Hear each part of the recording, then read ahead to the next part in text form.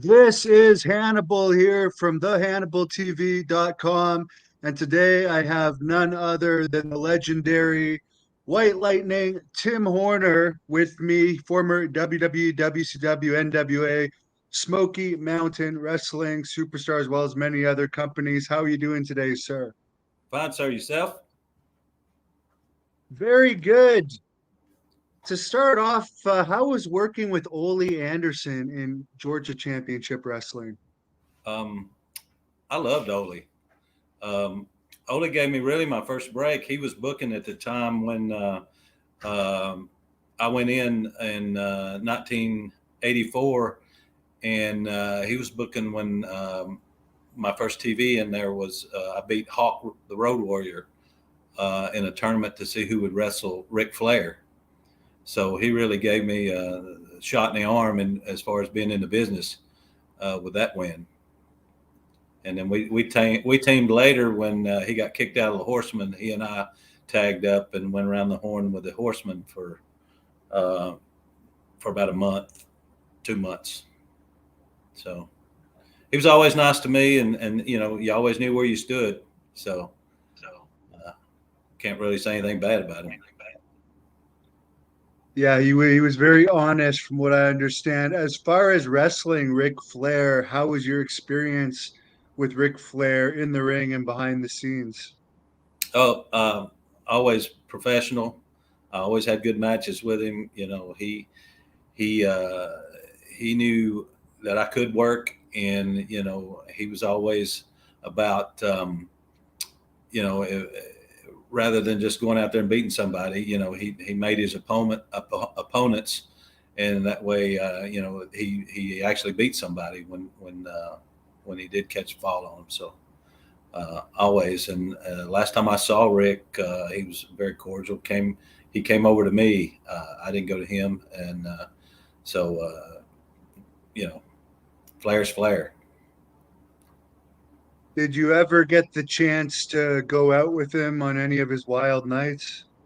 I was in a few towns with him back in the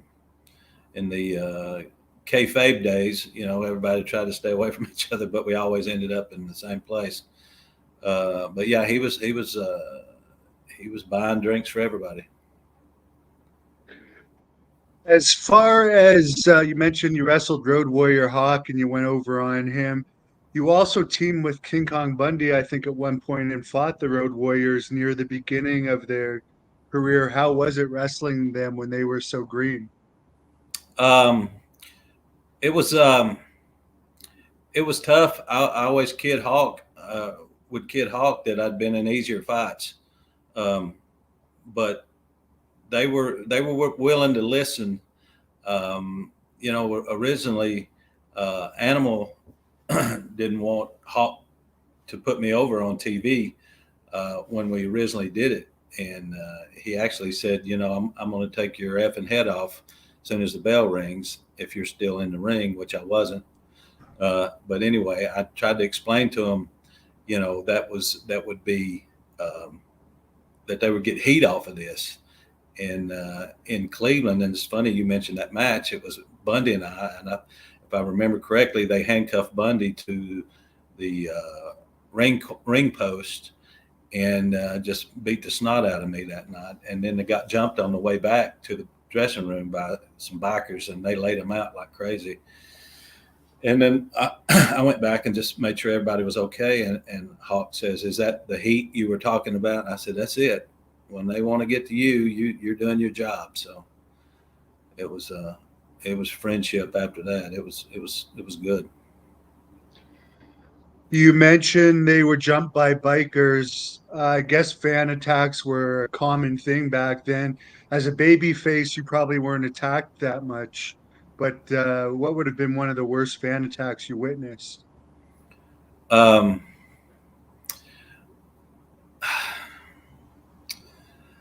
I don't know. A lot of times, unless you were out there when it happened, you really weren't a witness to it. But I can recall, and an attack's an attack, I guess. But we were in Roanoke one night, and somebody yelled that Kevin Sullivan had been stabbed. And we went out there, and there was a lady with a scalp knife taped on the end of an umbrella, and she had poked him with it. I thought that was kind of funny, but it's never funny when that goes to that point where the fans are trying to harm the wrestlers and stuff. But um, you know, I never really witnessed a whole bunch of things when it happened unless it was on video. As far as working for Mid-South Wrestling, how did you like working for Bill Watts overall? I learned more about the business and respect for the business than I did anywhere at that point in my career. Um, I've told the story many times. I missed a plane from Shreveport to Tulsa, and I got to the show in time, but I wasn't there an hour before, and so he fined me $50 for being late, and then he asked Grizzly Smith, who was a matchmaker, if I was late all the time, and he said no, he's usually the first one here. So he told me if I brought him a receipt where I bought an alarm clock, and he'd give me my $50 back, which I did, and that alarm clock is still in my old wrestling bag today, and that was in '85, I think it was, so, or '84.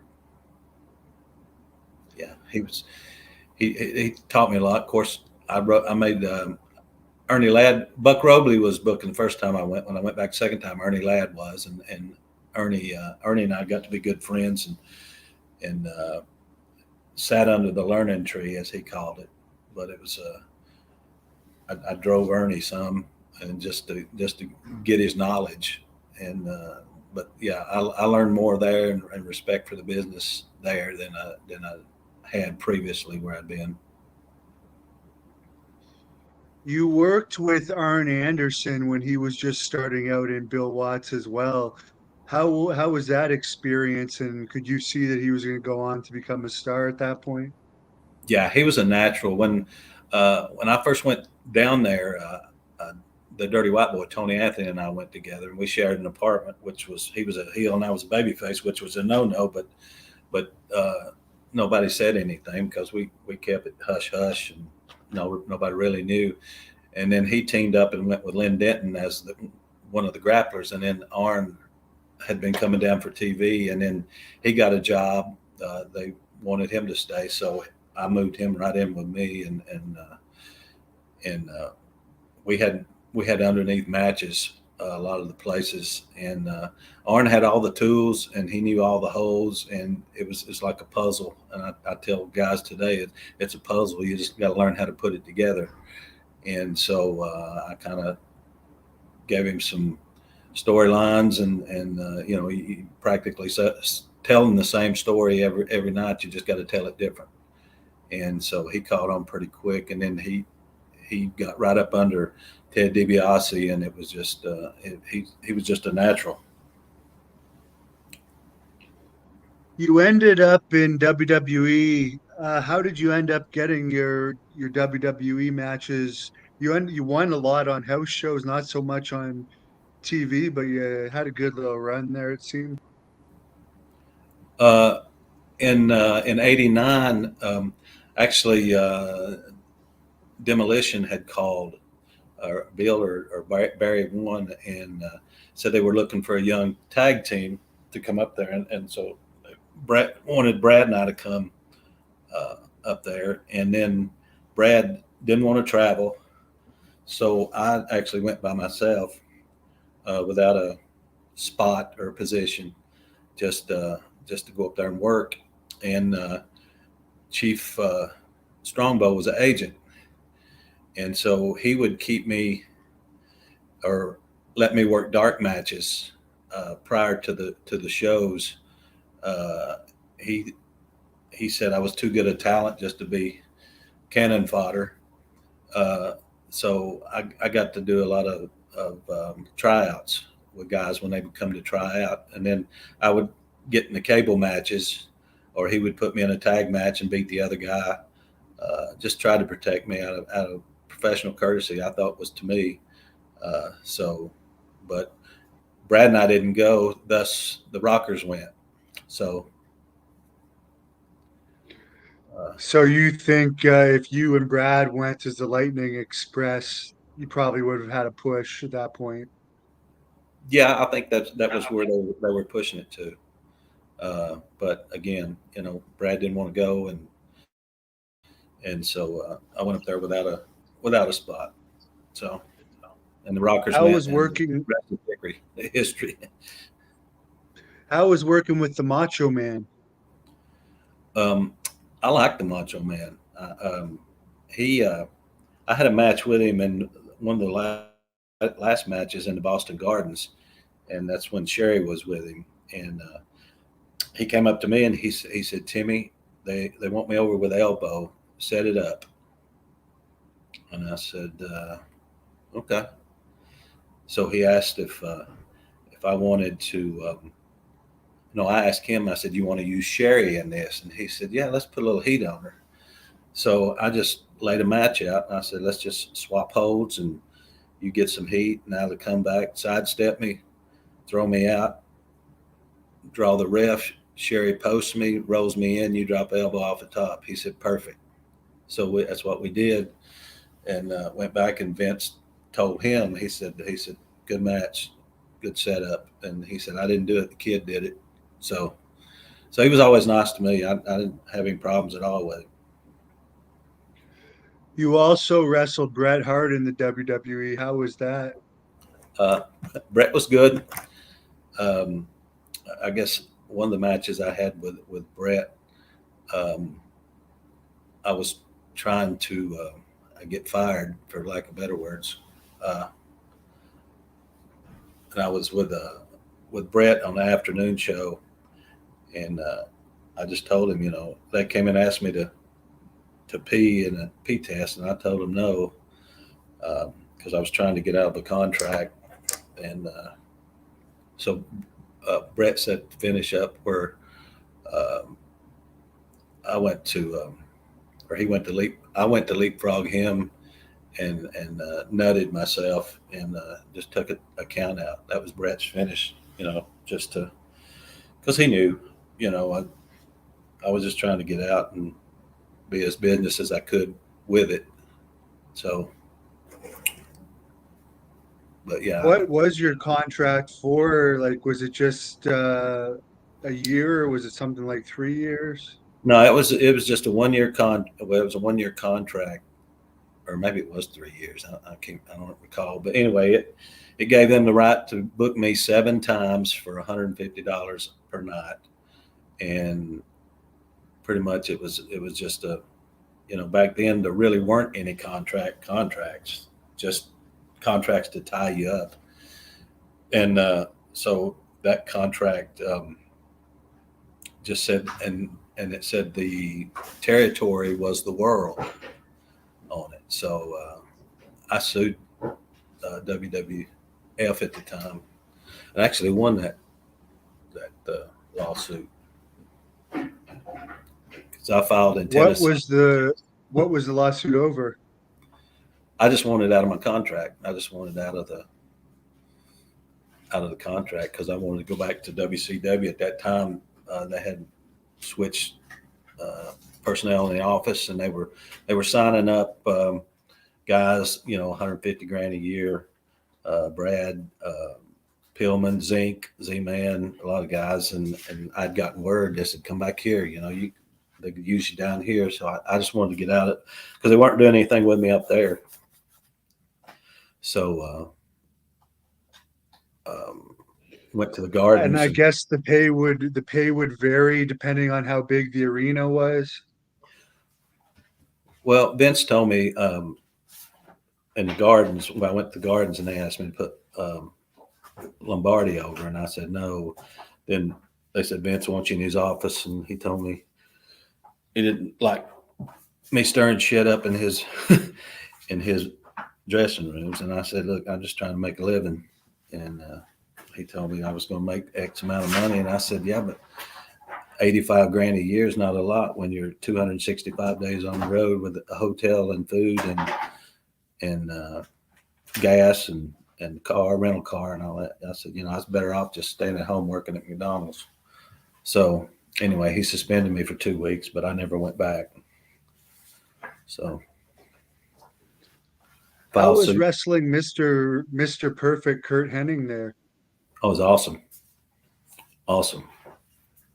Yeah, he was so good, and he liked working with me. He liked working with Brad. He said, man, I wish we could do this every night. And I said, yeah, so do I. But yeah, he was awesome. Now, as far as starting up Smoky Mountain Wrestling, I understand you were going to start your own promotion. Supposedly, you had an investor for $40,000 or something like that, but you ended up. Could you clarify the stories about? I guess you were part of the ownership at one point, or how did the whole thing come about? Well, that's all hogwash. I had ran some shows, and I had done some bought shows, did some fairs and some other things. So there was never an investor. I don't know where that came from. Well, I know where it came from, but it wasn't true. I was just running some shows, some independent shows on my own. When Sandy Scott called me and asked me if I'd be interested, and I said, well, I'll sit down and talk. And then we talked, and one thing led to another, and Smoky Mountain Wrestling was born. Did you have any involvement of bringing Rick Rubin, the money backer, in? I did not have any doing that. Now, looking back, I see a lot of signs that I wished I'd have saw earlier, but I didn't. Jim Cornette said that he and Sandy were going to fly out to meet with Rubin. And I said, well, what about me? And he said, well, I hated to ask him for another ticket. I said, I got 600,000 Delta miles. I'll fly myself and go out. So I went out with him to this meeting, and that should have been my first inclination, but it never crossed my mind. I just thought he was trying to save money and get a backer. Were you friends with Jim Cornette, I guess, before all that, through the NWA to lead to your partnership for SNW? We'd never had any beefs or anything. I mean, we'd worked with Midnight Express a lot of times, but there was no issues. No. What was the whole beef over?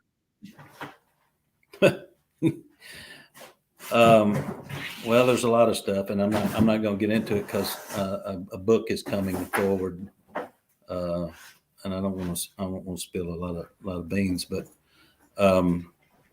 it was just it's one thing to I guess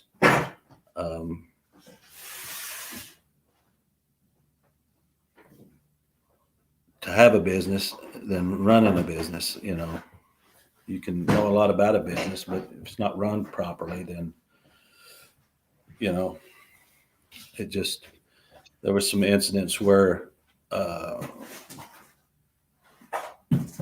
he wrote some checks to some of my friends who were doing our printing. And I said, you got to pay these guys. And he said, well, just screw them. We'll go somewhere else.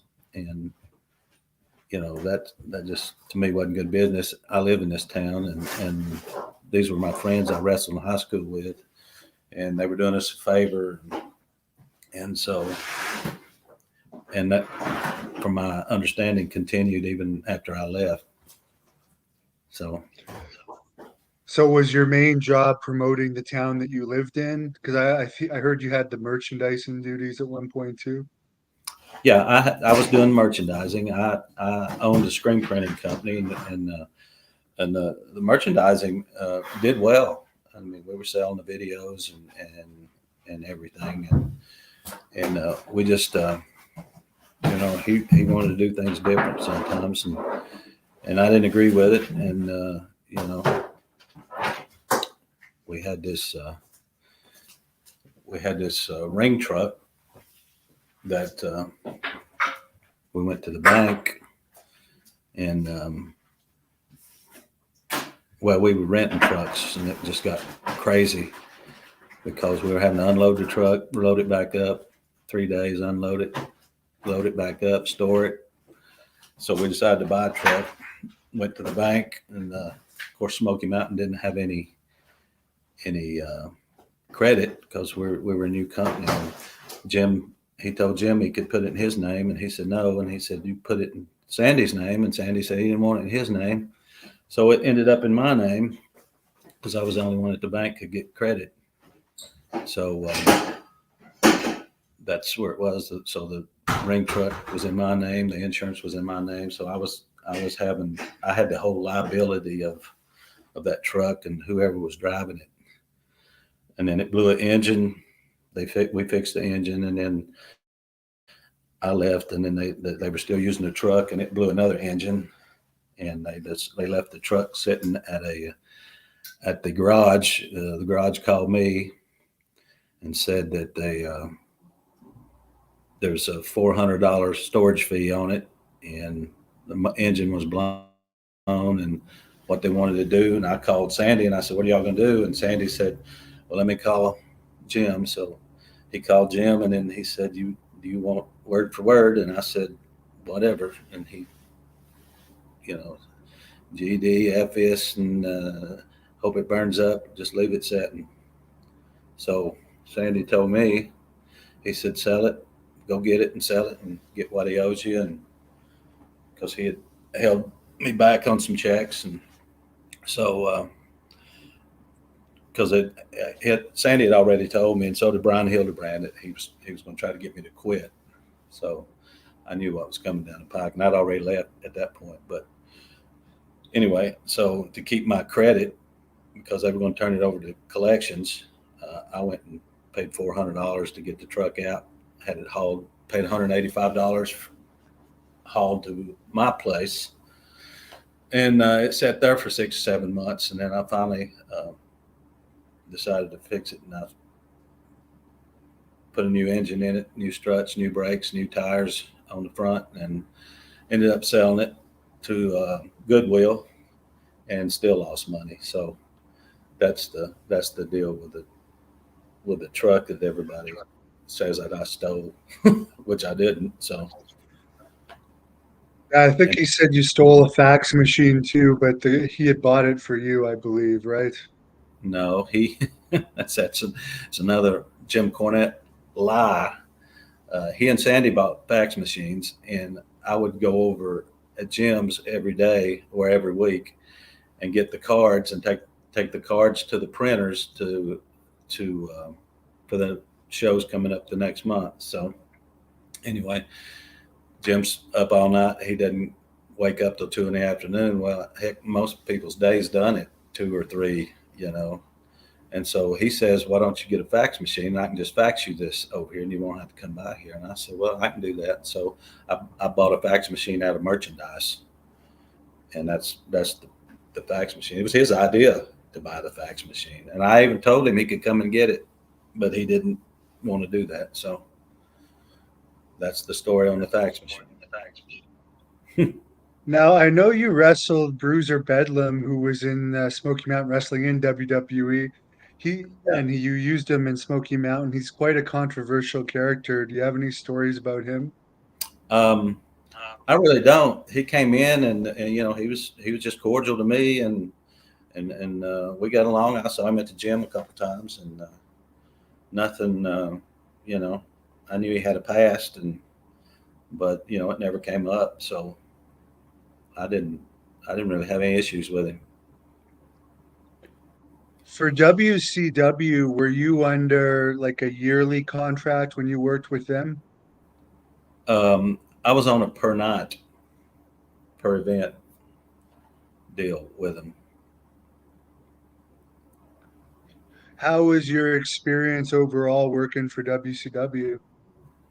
Um, I wasn't there that long. Well, when Ole went in, and I went in as when I came back from WWE, I went there and I went in as Ole had asked me to come in, and so I pitched the Star Blazer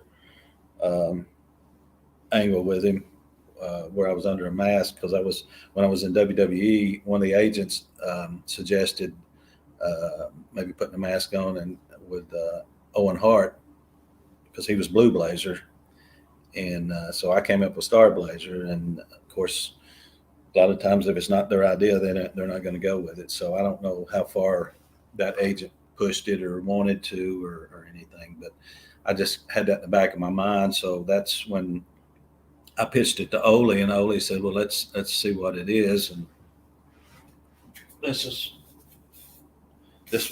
was Star Blazer. So anyway,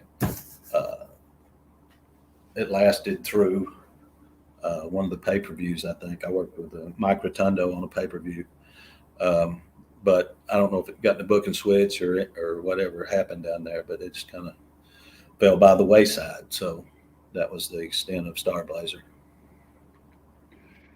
How did you end up becoming a WWE producer? Johnny Ace had called me. I had Johnny Ace's first match with him, and Mark Laurinaitis, his brother, some of his matches, and then the Road Warriors Animals too, some of their first matches. So I just called him up, and then he called me back and asked me if, they were going to hire some agents.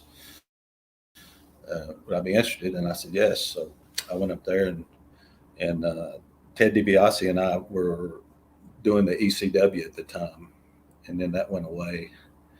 I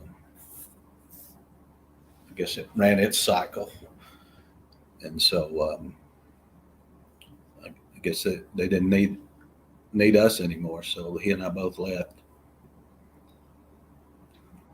Who were some of the guys you liked working with best when you were there as a producer? I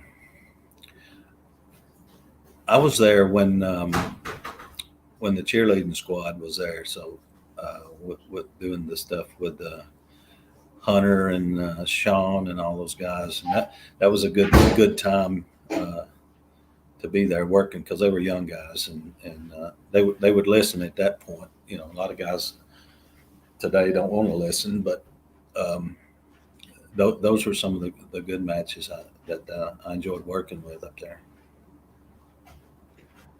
I think at one point ECW were doing their own house shows. Why didn't that last very long? Was that just attendance issues for WWE's ECW? I mean, Yeah, it was. It never drew, especially in the South. It was big where it was, but it never drew well in the South. We went to Baton Rouge and Louisiana and some towns down there, and then some towns in Alabama and some Georgia towns, and it just never picked up. I don't think a lot of people watched it and knew about it until it got on to mainstream with WWE, but it just never caught on in the South. Now it was big; it drew where it was, so Philadelphia and up there. So it never caught on, Hannibal. You never caught on, Hannibal. That's why you're doing interviews now. You couldn't hack it where it counted. So you've taken too much of my client's time. White Lightning, this is Mr. White Lightning to you, Mr. Captain to you, and I'm glad I can't see your face, because it's been a happy new year so far, and that would have ruined it. See you later. go to hell.